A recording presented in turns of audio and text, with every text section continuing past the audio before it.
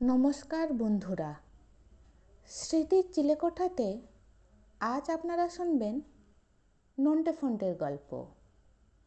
গল্পের নাম শরীরচর্চা না জীবন বাঁচানো। সুপার জিজ্ঞেস করলেন, তোমরা এত দৌড়চ্ছ কেন? নন্টে বলল, স্যার, শরীরচর্চা করছি। ঠিক তখনই কুকুরটা পেছনে ঘেউ ঘেউ করছে। ফন্টে বলল, স্যার, শরীরচর্চা না, জীবন বাঁচানো।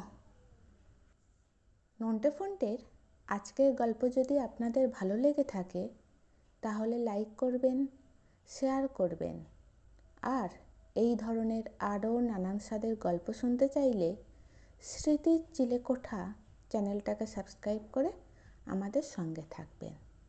ভালো থাকবেন।